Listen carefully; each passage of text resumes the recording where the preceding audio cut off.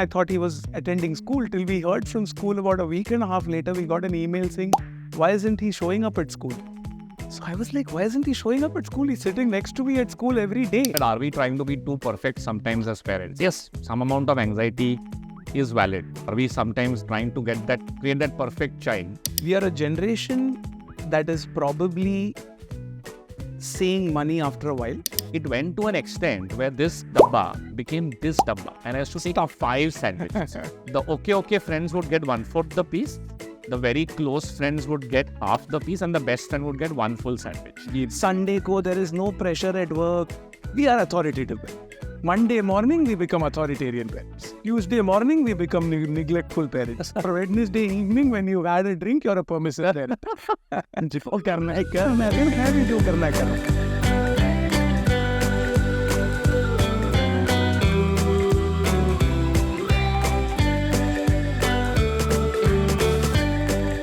Hello, welcome to Tiffin Break, a podcast where we are going to try and curate a lot of experiences around parenting. Why did we start this? Honestly, at Little Joys, we believe that parenthood or parenting has to bring a lot of joy into everybody's life. But over the last couple of decades, it seems to have not done that. And therefore, we wanted to understand what's changed. How is parenting different today compared to what it was before? And in that respect, we thought maybe some honest conversations around parenting would be a great start. So here we are with a guest who a lot of you may not know, but a lot of you will know his work. Whether it's iconic ads like Daag Achhe Hain for Surf Excel, or a lot more that you've seen in the last 15 years. The person behind all of them is sitting right next to me. Welcome, Arun, to this podcast. Thank you, Revant. Thank you for having me. I have done many interviews, but this is the first time I'm going to speak about being a parent, so I'm super nervous. I don't think of this as an interview. I don't think I'm going to ask you hard questions around parenting as such. If I talk about my own journey of parenting, it's largely figuring out on the fly because you get 20 pieces of advice from everyone. And then you realize that nobody has the context that you do. So we'll come to that later. But before that, maybe a little bit about yourself, your background, where did you grow up? Would love to understand your childhood before we get into a lot more details around your journey as a parent. So I grew up in what is called the Chennai of Bombay, Chembur. It was a cute little town where there were 2 or 3 schools. Everybody went to those schools. Everybody knew each other. Of course, things have changed. And I still remember there was a girls' school, there was a girls' convent school, there was a boys' convent school. OLPS. Yeah, and then there was a co-ed school which I went to, and everybody knew each other. You're a lucky one, huh? Going to the co-ed school and everybody The Vidya Balans and Shilpa Shettis of the world were in the girls' convent. So we grew up in this very cosmopolitan housing society, which was very simple, middle-class people. There was a lot of sport. So there was a lot of sport, there was a lot of music, there was a lot of creativity around me. So the Indian hockey team captain, Sybil de Mello, lived in the building. Very well-known musician today, Ram Sampath, lived in the building. So a lot of these guys used to walk into the building to record their songs. So Shan, who's now a very big name, did his first album, and in between his recordings, he used to come and play cricket with us. Wow. So it was a very different environment. So that's where I grew up. That's my childhood. Do you think that a lot of these would shape how you built your career in advertising and creative field as such? Or do you think it was just serendipitous that you... The reason I asked that question is, as a parent, I keep thinking about this nature versus nurture argument. And I don't know where you stand, but I try to keep getting data points around if I see someone successful or doing well today, what part of it was nature that obviously you need some luck on the way, you need some opportunities along the way, versus nurturing that led to that ultimate milestone or that outcome. So, just going back to your framework of nature and nurture, right? So I think nature is circumstantial. Nurture, I think, comes from conviction. So a lot of times, and that's why I think a lot of when we see parents who have doubled down on a sport, or on music. Hmm. They're nurturing because they're saying, hey, I've got conviction in my child being happy doing this for her or his life. And that's where I think that a lot of us, sometimes the nurturing and the conviction we develop is in slightly safer zones. And nature, I think, is circumstantial. Where you are, what's going on, what best can you do with what's available around you, is the way I see. Yeah, but I think the distinct advantage though is if you look at any Indian parent on how we were brought up, the easiest nurturing would be around academics. Yeah. Right? Like my father was an IITian. He wanted his sons to go to IIT. The elder one did not. All the pressure came on me. And it came to an extent where because I refused, it was too hard. I mean, who studies so much when you're like 15 years old? And it's not that we had, a childhood where I had access or I could enjoy the company of a lot of cosmopolitan different people, including girls, right? For a boy in his teenager years to have time spent with girls is also something that they look forward to, right? And then the sense of disappointment that most fathers have in their sons. Don't you think that the nurturing also goes a little towards academics? Because it's not easy. Today, you may put your child in different sports and say, okay, I can see that he or she has this potential. But, compared to your childhood, not everyone would have access. I mean, cricket was the only sport that you could easily play. Yeah. Because you would have access to any, strip of or a patch of land where you can put up a temporary stump and play it, right? Talk us through a little bit about, your college days, how you were thinking about, how your family thought about what was a great career. Because again, advertising is a very unique career to have in the late 90s as such. Yeah, so, I keep saying this, advertising is filled with happy accidents. So, and I am one of those. But obviously, I came from a conservative Tamilian family. There were very clear paths defined. My dad had very clear plans that he wanted my brother to be an engineer and me to preferably be a chartered accountant. To be honest, Revant, I also feel now that I am a parent to a teenager, I also recognize the fact that it was also a generation that was trying to live their dreams through their children. So like my dad had to give up my dad had gotten into VJTI. He was a very, very good student, but he had to give it up for familial reasons. There were pressures because of which he had to take up a job sooner than he would have liked to. So, and they couldn't afford to pay for the VJTI fees. So there were a lot of pressures during his days. And he was like, okay, now that I've taken those pressures off, then these blokes don't have any other reason to not do it. Interesting. Was his perspective, which was not necessarily mine. So that's what happened. And today I'm technically a founder and part venture capitalist, which I would have never imagined life to be. Well, that's amazing. I think you've spent, 25 years in the creative and advertising field? Yes, 25. 25, I will, in another 6 months, it'll be 25 years. Yeah. Interesting. It's what you mentioned, like sometimes parents sort of try to live their life through their children. I think it would be common for a lot of parents today where their parents would have sacrificed a lot because most of India was either poor or lower middle class in that sense. Today, let's say we have sort of come out of that. But would you think that we've also not sacrificed enough things that we would have wanted?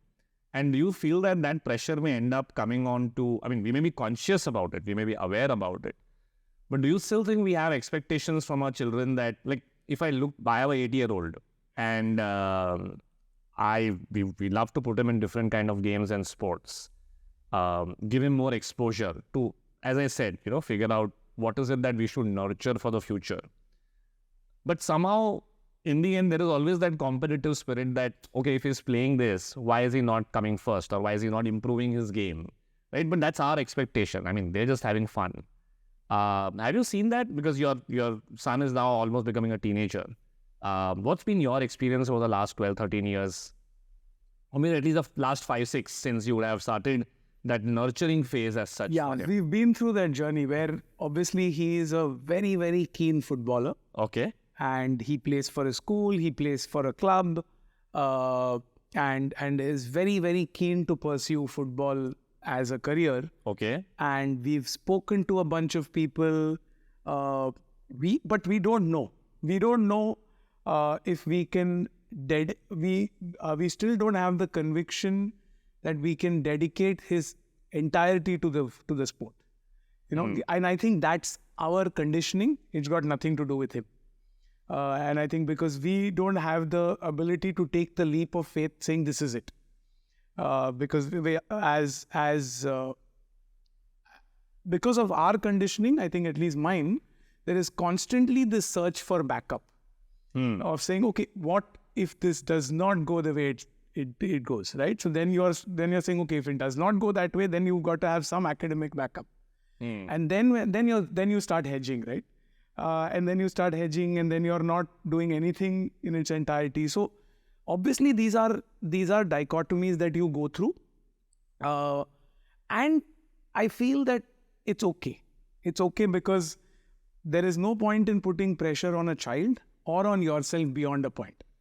I think because even as a parent, I also feel, given that we've crossed that stage where we are not technically sacrificing the huge choices in life, then what happens is then you start feeling like, okay, am I doing enough? It comes with its own complex, right? You feel, oh, am I doing enough? Am I being selfish? Am I thinking too much only about myself? Am I not focusing enough and pushing my child? I just think in my view at least, is that we all need to ease out a little bit on ourselves and our children. Let it take like the river, find its course, is the way I think about it. I'll tell you the different point on where the sacrificing part comes in, which I myself sort of realized a little later. See, you've had a great career over the last 25 years. 2 points here, right? One is we'll come to because you're also technically a part we see now, where in the end, that great outcomes are created when you go all in. Correct. Right? You have to just break the clutter, focus, go all in, commit to something over the 8-10 year period, and then you get a real alpha in that sense. Correct. But before that, if you think about, then there are two parties, right? So if you look at, your wife is also in the creative field. In the end, motherhood involves a lot more sacrifices. Like my wife is in a corporate. She could take a 6-month break, rejoin. And fundamentally, she's in a very large corporate where it's very conducive for working mothers as such. Got it. Right? But someone who's in the creative field who's, let's say, missed out on the action of creating 2 or 3 great campaigns over 3-4 years, then it sort of becomes harder to scale up the ladder. Yeah. Do you think your wife would have a different answer on the sacrifice bit? I think so. And I think we've also discussed this. So I think we both became parents at a very critical juncture in our careers, where both of us were at an inflection point. My career was, I was probably seeing a peak in the career at that point in time, because the organization that I was running, I was just about to become the national head of that organization of low Lintas at that point in time. And she was also doing well in her career. But obviously we chose to become parents, and then she had to slow down. She didn't have a choice. So, and we've spoken about this, and when it comes to the topic of sacrifice, in our case, she didn't make that choice. And we collectively sat together and we realized that, okay, yes, you have sacrificed part of your career at a very critical juncture, from where she did make a comeback, but it's never the same as losing those. It's at that very, very critical point in time where it could have been a hockey stick. Yeah. And then that hockey stick becomes a slightly flatter line. Yeah. And that's 100% she will have. Not just see. I will say this, that it is a yes when it comes to her having sacrificed. And do you think, therefore, the expectations that you would have from your son and your wife would have from him would be a little different? think about it, right? Like I'm just putting. It's an interesting question. Never Yeah, thought about it yeah. like that. Like I keep asking my wife as to why she's so stressed कि उसको B+ आया अभी second standard में, right? Hindi में B+ आया. He doesn't study. And I'm like, what are you worrying about? Your IIT genes. No, I don't think. No, she's not IIT. And in fact, we were actually in school together. Okay. I think it's not more about that. I just think fundamentally, as parents, one of the biggest dichotomies I see are how men and women are wired. Again, the nature part is just so different. Yeah. And therefore, as parents, when we are a father and there's a mother, there could be a nurturing, there's a personality, etc. But core inherent nature as human beings, and therefore as a man and a woman, and therefore as a father and a mother, I think the expectations get set very differently. True. Because we are wired so differently. Now, if you add on to that, the sacrifices that usually the mother ends up making, I think somewhere it compounds in expectations from the child as well. So I don't know if there is, in our case at least, if there has been a compounding in terms of expectation, but of late, now that he's a teenager, we are about 4 or 5 years away before he flies out, or at least moves away from us. There is this constant conversation that where she is obviously feeling, she is going to feel the void a lot more, because I've managed to find a balance between being there and not being there, and she's been there a lot more than I have been there. And that's something that I know is that is the expectation where, especially and now that we are seeing good friends becoming empty nesters and how they're coping with it. And that's something that we've definitely discussed but I don't think it has changed her or my expectation from him, because I think that has not been impacted. Because How does he do academically? He's academically, he slightly disinterested. Now, probably slightly disinterested. He's more interested in sport, but he seems to be getting interested now. I don't know what has changed. In fact, there was a parent-teacher meeting just about 4 days ago when I walked out very pleasantly surprised, because he's also a slightly reserved child. Okay. But suddenly he seems to have opened up. Suddenly he seems to be talking a lot more in school. Suddenly seems to be doing well academically. So something's changed. We are not sure what it is. But COVID was very tough. COVID was very, very tough. Because you're at home. At home, and academically he took a serious dive because he just couldn't cope with this whole online school system. Just couldn't cope. That was a really tough period. How did you guys, what could you have done differently, if you think, in COVID compared to what you guys tried when he was facing all of this? I think the mistake we made was we put too much pressure on saying that, okay, this is the new world. You've now got to adapt to this, versus easing him into that world. We started pushing him a lot more than we should have, because we saw crazy retaliation, right? Like Shweta, my wife, was traveling. She was not in the country and during COVID. And so my work desk was here, and he used to sit next to me. And he used to log into school. I used to log into work. I was on my headphones working away. And he used to log into school, and I thought he was attending school, till we heard from school about a week and a half later. We got an email saying, why isn't he showing up at school? So I was like, why isn't he showing up at school? He's sitting next to me at school every day. So, and then we realized that he opens his laptop, he switches on nothing, he puts his headphones and he sits. He's not even logging on to the school because he was so fed up of it. And we realized that, okay, now this is a serious issue. And then we had to meet his teachers, and then the teachers also kind of counseled us about how to go about this, because this is not, we are seeing a lot of this.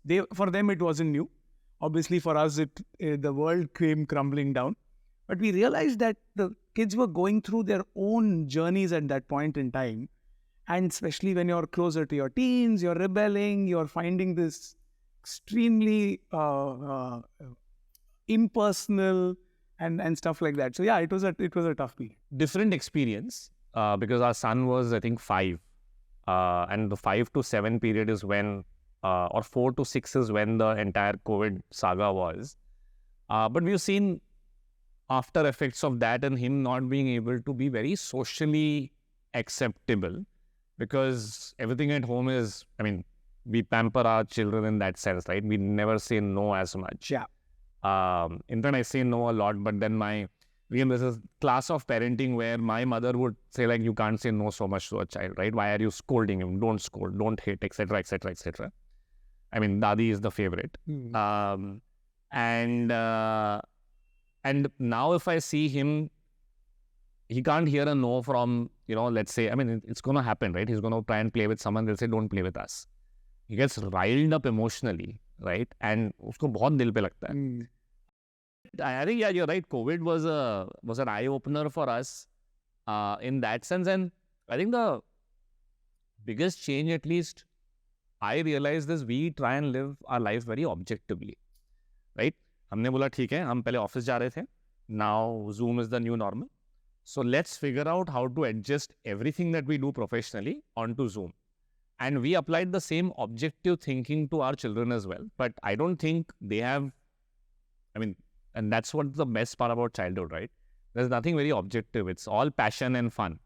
And I think we sort of, as you rightly said, you thought he's opened up the laptop, he's, going to listen, and then he's going to learn whatever it is. But I think the learning process is so much different for them. But hope things are much better. Yeah, it's all good. So I think it was a small phase, and we all go through that, right? We go through our own phases of being not interested. I think the one thing we've also realized is that, like you said, the context only we know, right? As parents, only we know the context. That brings me to the framework, right, of parenting, which I don't know if you know about, but there is this 4 styles of parenting, which is very, very commonly spoken about. So there is permissive parenting, there is neglectful parenting, there is authoritative parenting, and there is authoritarian parenting. Okay. So it's the XY axis of, so basically, and I think a lot of times we all pride in ourselves saying, hey, you're playing good cop, bad cop. What we're doing is we're actually mixing up parenting styles. Okay. Somebody is being permissive and somebody is being authoritarian. Okay. And that confuses children, I feel. And I think that's where, if as parents, if you can find a way to say, okay, largely we will be this sort of a parent. Largely. And the best way to do is to ask. In fact, I spent last evening, because I knew I was coming for this, I was asking I played a little game with my son where I said, hey, listen, you know what? I know his friends and parents and stuff like that. I said, let's play a game. These are the 4 styles. Tell me who sits in what quadrant. How did you explain to us like you explained to your 12-year-old? So permissive is basically where there are no questions asked. Okay. So you are the child does what the child wants to. Everything works around what the child wants. Okay. So a bit like what grandparents do with children, with the grandchildren. So that खाना है, biscuit खाना. अब मुझे खाना है, अब मुझे chips खाना है, अब मुझे वीडियो गेम खेलना है. Okay. Okay. It's okay, beta. Okay, beti. Whatever that may be. So and stopping, like for example, 2 घंटे हो गए आप YouTube देख रहे हो. Now it's time.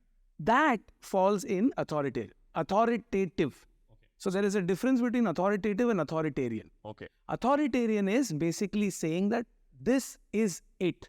Follow it to the T. Nothing else will work here. Okay. My way or the highway. Parents' way or the highway. So for example, if someone comes and says, I need to have chips. Okay, have it is permissive. No, because you have had chips yesterday, today. That's authoritative. That's a dialogue. Okay. That's a dialogue which is authoritative, where you are setting the rules, but you're setting the rules through dialogue. You're not setting the rules and saying this way or fine, which is authoritarian. And then there is neglectful, which no parent will want to accept, but it is true. Okay. I have been guilty of it, where you are, because you're so caught up in your world that you're neglectful of your child's. To be honest, that whole incident of where I didn't recognize that he's not doing school, it was my neglectful parenting.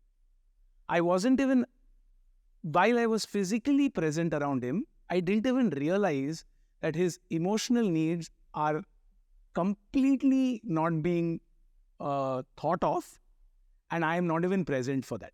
I think most parents who are both working would fall into some sort of neglectful zone. So we different points of we jump. We are going through the matrix, and that's what confuses the child. Which is what confuses the child, because there is no one style of parenting that's coming out as because it's not possible to be that 100%. But children are sensitive enough to recognize that, okay, this style is my house. So I will now know how to behave. I know, okay, this is the style around which I have to work if it's consistent. The largest problem I feel is that while we may all love to be this authoritative parent who's having a dialogue, but that's on our good day. जब हमारा mood जब हमारे पास time है, सोचने को time है, we are in a mood. Sunday को there is no pressure at work. We are authoritative parents. Okay. Monday morning we become authoritarian parents. Tuesday morning we become neglectful parents. Wednesday morning we are permissive parents, because on that, or Wednesday evening when you've had a drink, you're a permissive parent. Yeah, no, absolutely makes sense. I think we though I don't know if it's the right decision yet. He was in a school which is about 7 kilometers away, and we just felt that traveling so much makes no sense. Yeah. Equivalently good school about a kilometer away, and we said let's move him to this one. Over time, I think lives have changed a lot. So in Bangalore, when I was in first standard, I was 6 years old. I used to travel 13 kilometers to go to a school through public transport. Today you will be 7 by the time you reach school one day. It was interesting, right? I used to go to public transport. I used to change buses. So get into a public, what we call here a best. The CBMP buses or whatever. Yeah. So I used to know the number. I used to get in. Then I used to get down at halfway at about 6-7 kilometers. Then change buses. And now I get intrigued when I tell this. Everybody's like, "What were your parents thinking?" And I'm like, to my parents, what were you thinking, right? What could have something happened to me? And they're like, you insisted to go alone. I'm like, you should not have listened to me, right? So, but anyway, I think now we are far more protective. They were being permissive, I guess. Apparently, they followed me for 3 days. Okay. And then they realized that, I knew how much to pay, how the ticket, where to get down. For 3 days, they said they followed me, and then they realized कि ये तो कर ले आगे. And you grew up thinking they were being neglectful.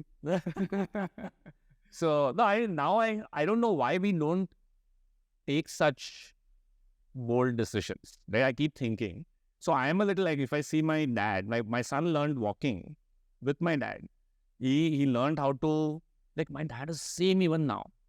Like गिरा गिरने तो कोई tension नहीं, right? He would go to a slide and he would just, slide तो करेंगे नहीं. He would just walk up and down on heights. And हम balcony से देख रहे हैं कि मतलब भाई गिर जाएगा. And that is like कुछ नहीं हो, गिरेगा कुछ नहीं सीखेगा. And he's from that. I have a sort of theory for where, and I've thought about this, and I think I have a theory for where this is probably stemming from. And again, I could be terribly wrong, but I also feel we are a generation that is probably seeing money after a while, and that generation didn't see it. But once you see it, you start getting protective about it, right? You want, we are a generation where we have created this life for ourselves of comfort, but there is this constant fear, ye chala gaya tu. And probably that's what is rubbing off in our we are being overprotective about our children as well, is because we have this constant fear of kuch galat ho gaya to. And that, I think, is something we have to shed. We have to come to terms with the fact that it'll all be fine. And I think it's a generational issue, especially people like at least me who are first generation seeing, and I'm not being arrogant, but seeing wealth. That's the truth.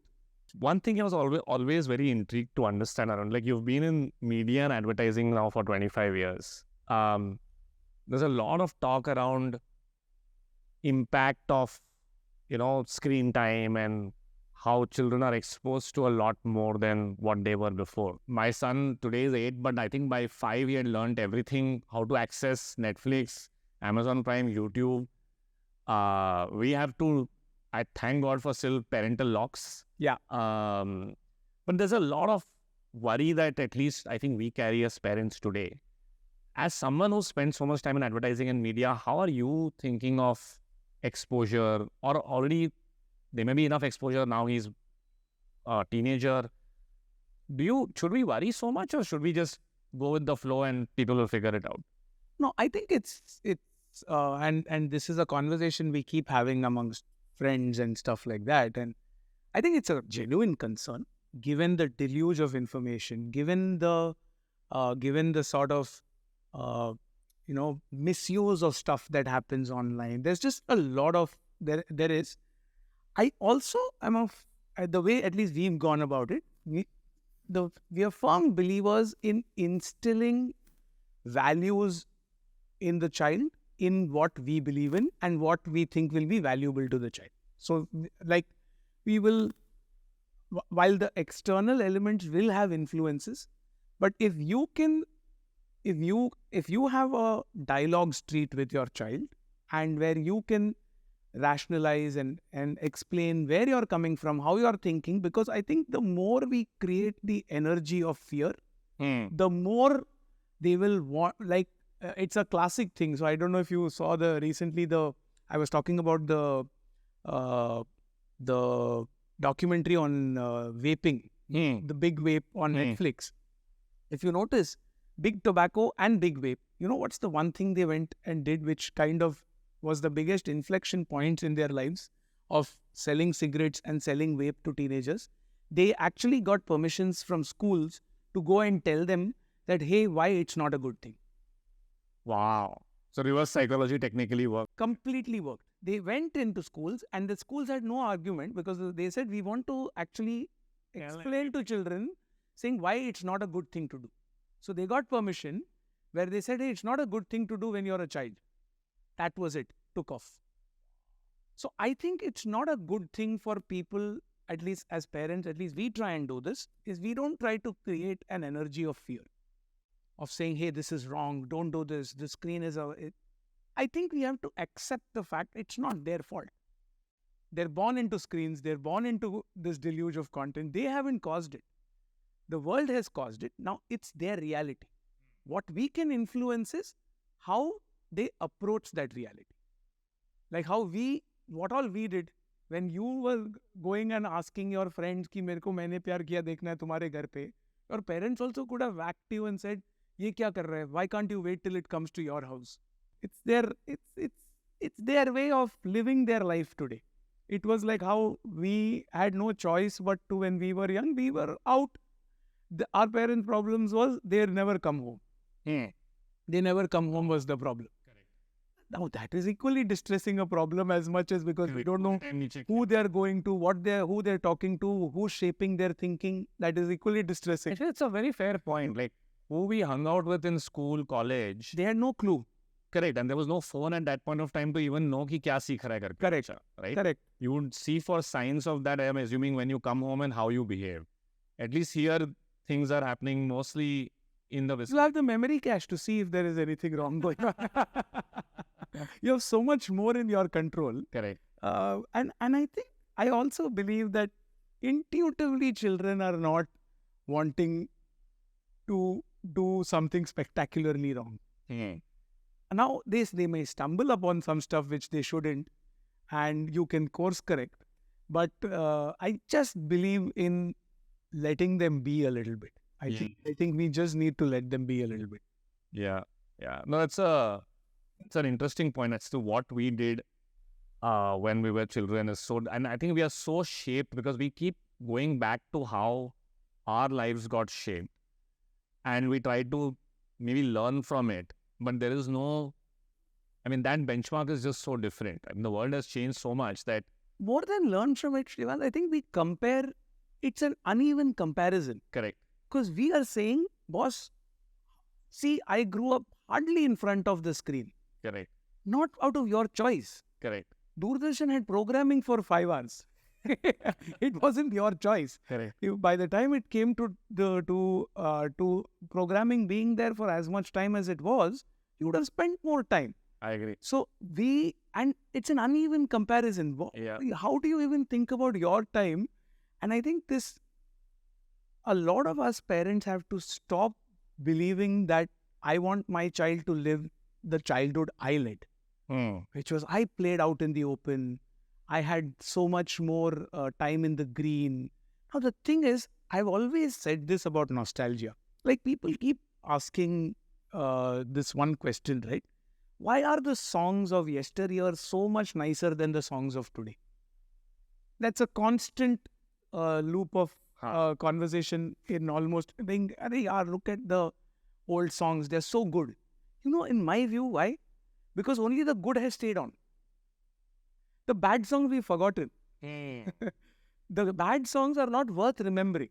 Correct. There was an equal number of bad songs that got made. The good has traveled. Similarly, now you have nostalgically enveloped your brain with the good of your childhood, and you're saying how I want my child to live that life. But you have forgotten the pain points. So it's a very uneven. Nostalgia is this beautiful bubble of it. This is a lovely cloud that carries what you want to carry into the future. Yeah. Actually, the entire thought process for the name Tiffin Break was also a little bit come from nostalgia. Right. If you go back to childhood, one of the, I don't remember much about school, but I do remember looking forward to at least some good tiffins that, it's not always that you would get your favorite tiffin, but one of the most core happy moments would always be that. In fact, I still remember when I think I was in 8th or 9th, 10th, I think for 3 years, even between 10 to 15, I used to always once a week get sandwiches. Hey, Bhate's got sandwiches, and then 4 log aur aa jayenge. And I don't know what happened, but I would come back home and tell my mom that, hey mom, the sandwiches got finished. Mom, mere bete kuch khane mila nahi, so I'll give 2. It went to an extent where this dabba became this dabba, and I used to take 5 sandwiches. And I used to have cuts. And I still remember the okay friends would get 1/4 the piece. The very close friends would get half the piece, and the best friend would get 1 full sandwich. Wow. I used to tell my mom how to cut the sandwiches, ki isko kaun sa piece jayega. And it's super memory, right, in that sense. But you know what's fascinating in an observation is, in school, your idea of a great dabba is not what you like. It's what will be liked by your friends. Very interesting, actually. It's always saying, my dabba has to be a hit. Your dabba is not necessarily ki, "Arey, mere ko maza aayega." It's my dabba has to be a hit because it's got social currency. That's why I was just realizing that there's a lot of social currency that at least on that. Because a lot of times the dabba is saying, oh, "Arey, Bhate ka dabba kulega, maza aayega." So then you are taking pride. So, and which is where I think somewhere always food from other people's homes and kitchens always seems better. Yeah. Because you're constantly seeking food, because there is a familiarity to the food in your house, right? Yeah. And there is a newness to the food from somebody else's house, which I think is Did you have a favorite dabba, or did you have social currency dabba in that? No. So my dabba was a very different equation, because I stayed 5 minutes from school. So I used to run back home, eat whatever I could, gobble away, but I was super angry because mom was very particular about eating fresh food. So there were only 2 choices. Either mom comes to school in time to give me the dabba with fresh food, or I go back home, and invariably mom would be busy. So I had to run back home, eat and come back so that I can then attack other dabbas. But I don't know if we have an actual tiffin here. I don't know what's... do we have a... Okay, this is like a proper... Is this the Bhate sandwich? I don't know. No, I think the Bhate sandwich only my mom can make. So I'm very sorry whoever's tried. There is a sandwich, so you should try. For sure. One of the biggest fights in the house has always been, he's not a big fan of veggies. Yeah. So then veggies started morphing itself into parathas and dosas, and suddenly lal dosa and green dosa, and The number of the new cuisines that we create Correct. make sure that the nutrition required for the child is getting into his stomach in some way or form possible. that sort of which starts, and then the stress of saying, oh, you're just not, and then the ye chalu hota hai na, the bargaining, saying you eat veggies for 3 days, then we will allow that for 2 days, and Interestingly, when I look at it, Little Joys is now a year plus old as a platform, and if I see around nutrition, most of the concerns, what you're saying does exist, where mothers specifically are a little bit more, or parents generally are worried about a little bit about obesity. Somehow, most of India still, I don't know whether it's you want your child to be perfect, or generally the concern is always around height gain, weight gain, bahut patla hai. Undernourishment is also a real problem in our country. Yeah. So it's eerie how everybody's problems are very personalized as such. Yeah. But we see the full set. And sometimes, some things like height, etc., are all, there are different phases of development, right? Like, I think I remember I was not this tall. What happened, I don't know, between 14 and 15, suddenly I grew like a feet, right? And these are the spurts that happen. Yeah. It's not very controlled as such. And no amount of, it's not like, yes, does nutrition help? Absolutely. But I don't think it will be, a lot of this is hormonal as well. Yeah. Can you help generating the right hormones with the right nutrition? But that perfection is never possible.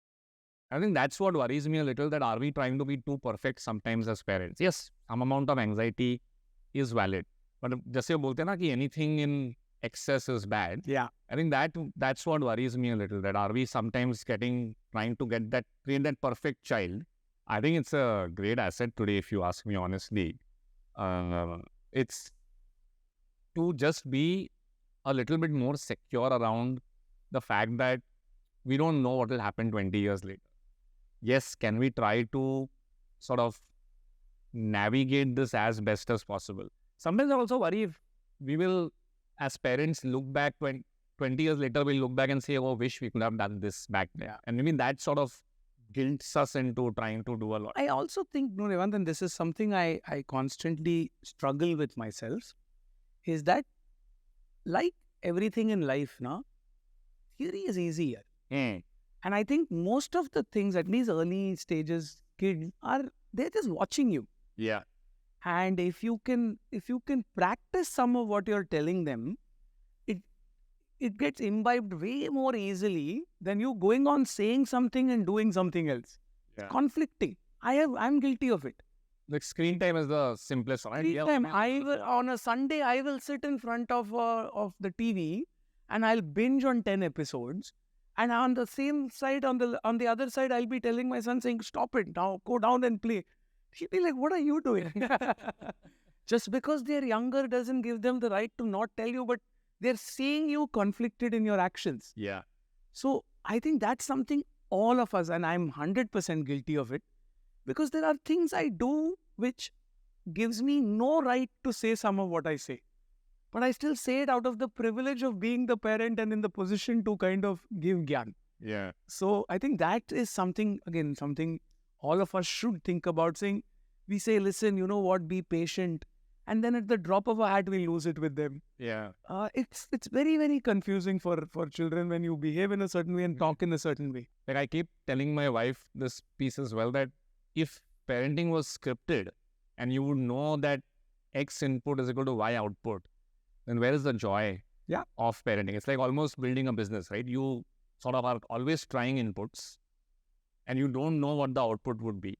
And the output will also sort of look different today, 6 months hence, 6 years hence, right? So all you can do is hope to God that, things will work out. Classic old saying, karm kar, phal ki chinta mat kar. Yeah.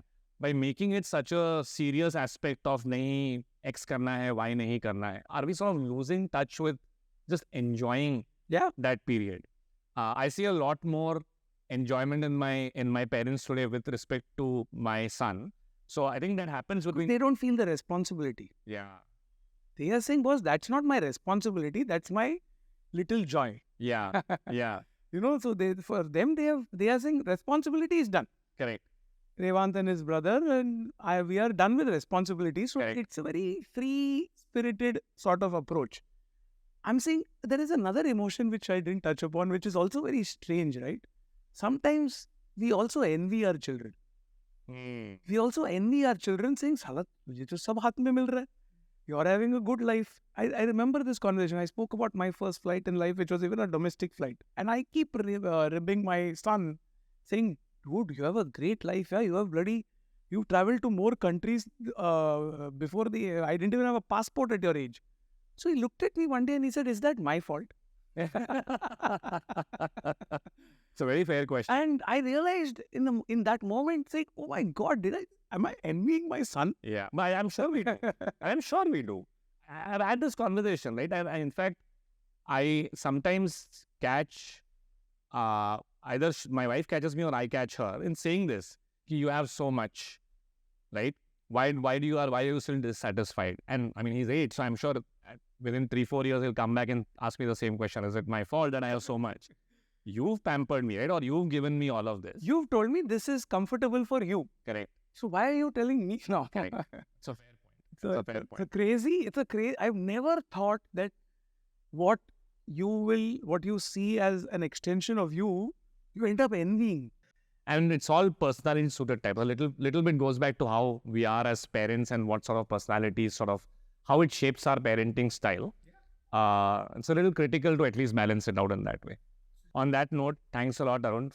It was great speaking to you. I would have loved to spend a little bit more time on the entire advertising career, reminisce a lot more about the fabulous ads that you have created. But we'll sort of let the post-production team maybe cue in some of those enjoyable, nostalgic moments that at least we as parents have. And we thank you and your team for creating those nostalgic moments for us as well. It was a great conversation around parenting, what you think about what you've done in the last 12 years and 13 now. 13, and a lot more reflection on what the next 5, 8, 10 would be till the point in time where I think they stop listening to us. Yeah, but thank you. Thank you for having me. Had a lovely time doing this. Thank you so much.